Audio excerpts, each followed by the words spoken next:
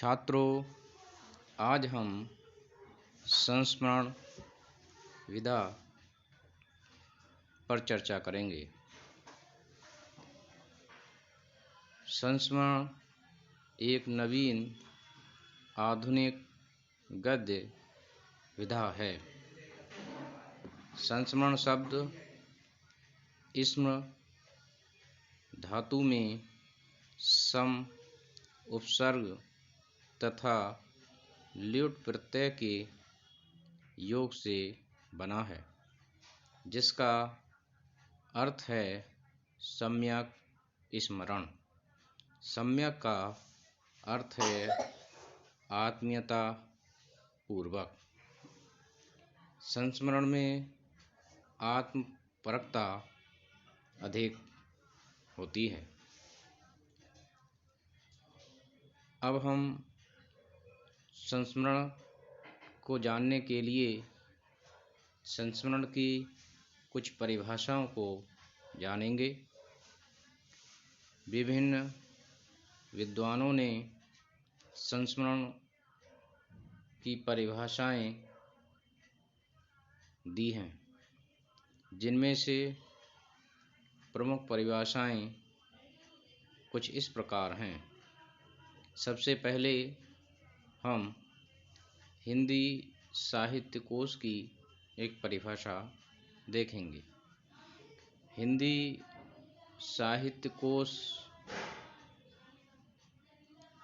में संस्मरण विधा के विषय में लिखा है, स्मृति के आधार पर किसी विषय या व्यक्ति के संबंध में लिखित लेख या ग्रंथ को संस्मरण कहते हैं।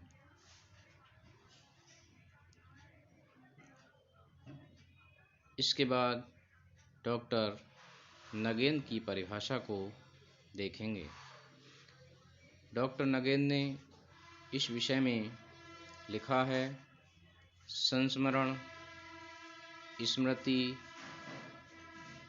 आधारित आत्मकथा का वह रूप है जिसमें जीवन पूर्णता के प्रति आग्रह नहीं होता है।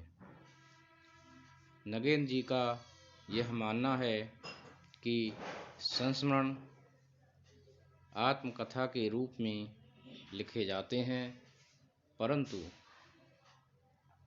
जिस प्रकार आत्मकथा में जीवन का समग्र चित्रण होता है, वैसा संस्मरण में नहीं होता।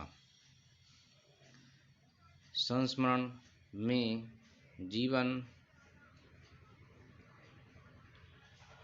का संक्षिप्त चित्रण होता है। डॉक्टर राजेंद्र द्विवेदी जी संस्मरण के विषय में लिखते हैं, आत्मकथा के रूप में लिखे हुए स्मृति लेख, इसमें आत्मकथा की भांति लेखक के व्यक्तित्व, उसके व्यक्तिगत जीवन का पूरा विवरण नहीं होता, बल्कि किसी घटना की भले ही लेखक का उससे नाम मात्र का संबंध हो, याद का विवरण होता है। द्विवेदी जी का ये मानना है कि संस्मरण आत्मकथा शैली में लिखित होते हैं और संस्मरणकार का संबंध उस घटना विशेष से होता है, भले ही वह घटना छोटी हो या बड़ी हो, इससे कोई सरोकार नहीं। उनका यह मानना है कि संस्मरणकार को वह घटना प्रभावित करती है।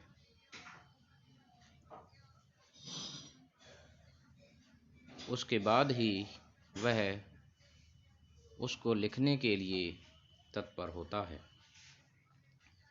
डॉक्टर गुलाब राय ने भी इस पर लिखा है। गुलाब राय जी कहते हैं कि संस्मरण प्रायः घटनात्मक होते हैं, किंतु वे घटनाएं प्रायः सत्य होती हैं और साथ ही चरित्र की परिचायक भी। उसमें थोड़ा चटपटेपन का आकर्षण रहता है। संस्मरण चरित्र के किसी एक पहलू की झांकी देते हैं। तो गुलाब राय जी ने भी चरित्र के किसी एक पहलू को उजागर करने की बात संस्मरण के माध्यम से कही है। डॉक्टर पद्म सिंह शर्मा कमलेश ने भी इस विषय में लिखा है। उनका कहना है, तथ्यात्मक इतिवृत्तात्मकता पद्धति को छोड़कर जब किसी व्यक्ति के जीवन की चारित्रिक विशेषताओं को प्रकट करने वाली रोचक घटनाओं या परिस्थितियों का वैयक्तिक संपर्क के आधार पर लेखा जोखा प्रस्तुत किया जाता है, तो वह संस्मरण होता है। पद्म सिंह शर्मा कमलेश जी इस बात पर जोर देते हैं कि संस्मरण में इतिवृत्तात्मकता नहीं होनी चाहिए, बल्कि चारित्रिक विशेषताओं की झांकी रोचक ढंग से उसमें प्रस्तुत होनी चाहिए। इसके बाद हम कन्हैयालाल मिश्र प्रभाकर जी की परिभाषा को जानेंगे कि उन्होंने इस विषय में क्या कहा है। कन्हैयालाल मिश्र प्रभाकर जी ने भी संस्मरण को परिभाषित किया है। उन्होंने कहा है कि संस्मरण में अतीत है पर वर्तमान होकर, वर्तमान है पर भविष्य से संयुक्त होकर, कल्पना है पर यथार्थ की छाया में, और यथार्थ है पर जड़ होकर नहीं, कविता की तरह तरल होकर।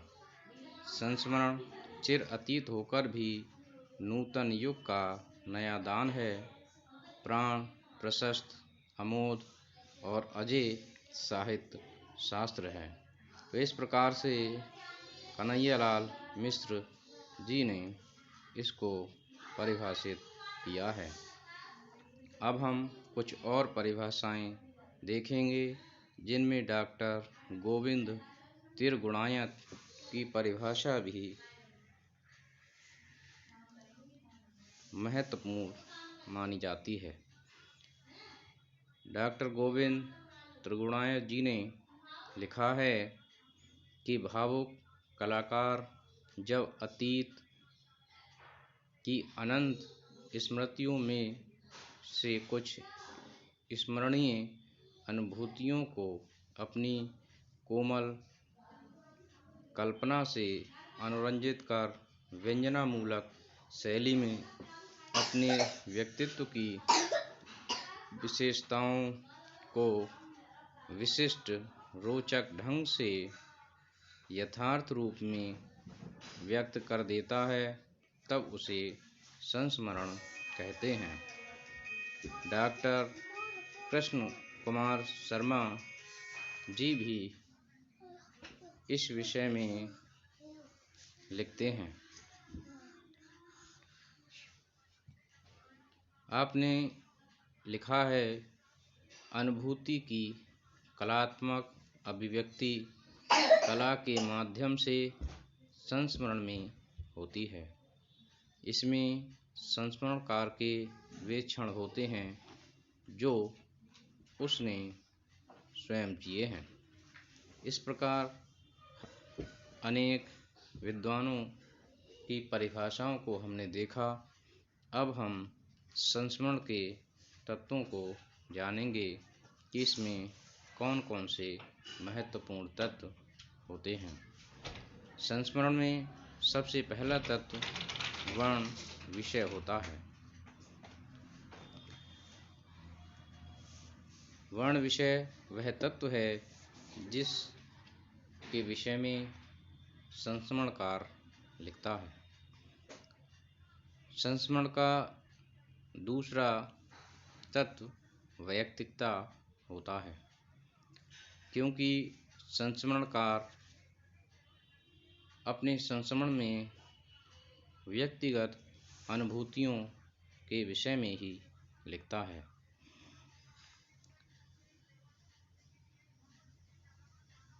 इसके अंतर्गत संस्मरणकार उन अनुभूतियों को व्यक्त करता है जो स्वयं उसने भोगी हैं। तीसरा तत्व यथार्थता होता है, जिसमें वास्तविकता होती है।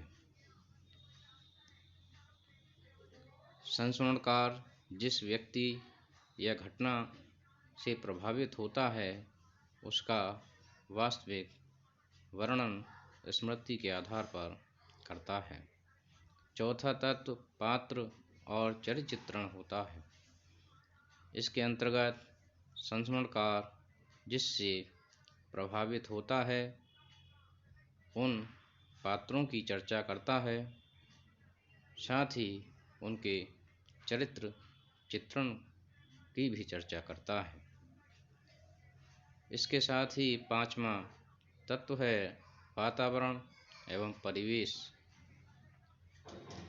संस्मरणकार उस वातावरण और परिवेश की भी चर्चा करता है जिस विषय पर वह संस्मरण लिख रहा है। इसके बाद छठा तत्व भाषा शैली माना जाता है, क्योंकि संस्मरण को सफल बनाने में भाषा शैली सरल, सुगम और